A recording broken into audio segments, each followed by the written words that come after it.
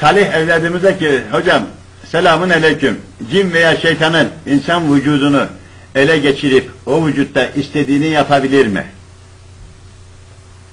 Bu soru şekli muallak. Nasıl muallak? Hiçbir cinni insan vücudunu ele geçiremez. Hiçbir cinni, tekrar ediyorum, insan vücudunu ele geçiremez. Çünkü insanı Allah-u Teala iradeli yarattı. Ha, insan cinniye teslim olursa o zaman cinninin emrine girer.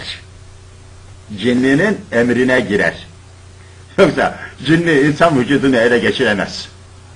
Eğer ele geçirmiş olsaydı senin de benim de buradaki bütün insanların vücutlarını ele geçirirdi.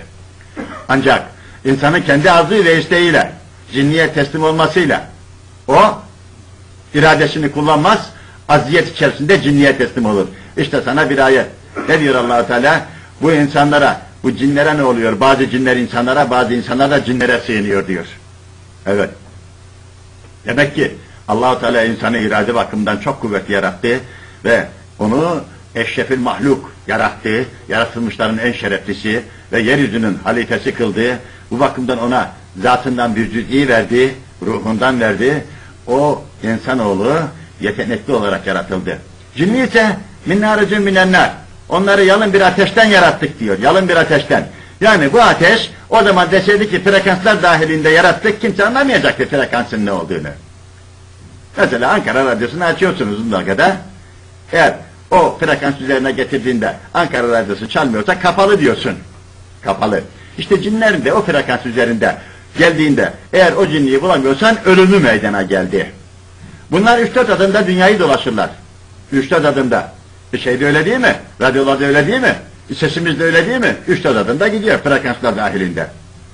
Bu durumda bu frekansların bizim üzerimizde bir etkisi mi var? Bu frekanslar bizi ele mi geçiriyor? Ha, sen ona teslim olursan o başka. O senin iradesizliğinden, aziyetinden. Devam ediyoruz ayet-i kerimeye. Ne diyor şimdi? Cin ve şeytanın insan vücudunda ele geçirip o vücutta istediğini yapabilir mi? Burayı anladık şimdi. Nasıl olduğunu, hani muallak dediğim sorunun nasıl sorulabileceğini anladım. Efendim, yanı sıra cin ve şeytan maddenin üzerinde hükmü var mı? Var. Maddenin üzerinde hükmü vardır. Kendisi kendini dondurduğu zaman sana görünebilir. Mesela Hazreti Süleyman'ın kim bana Belkıs'ın tahtını getirecek dediği zaman bir tane ifrit, sen diyor diz yerinden kalkana kadar diyor, ben sana onu getiririm diyor. Bir kitap ehli de sen gözünü açıp kapayana kadar ben getiririm diyor, Belkıs'ın tahtı Hazreti Süleyman'ın yanında bulunuyor. Demek ki madde üzerinde etkisi var. O maddeyi kullanabilir. Hani gerektiğinde. Efendim, ama insana etkide bulunamaz. İnsana etkide bulunamaz. Efendim, yanı sıra cin veya şeytan maddenin üzerinde hükmü var mı? Yani maddeyi yerinden oynatabilir mi?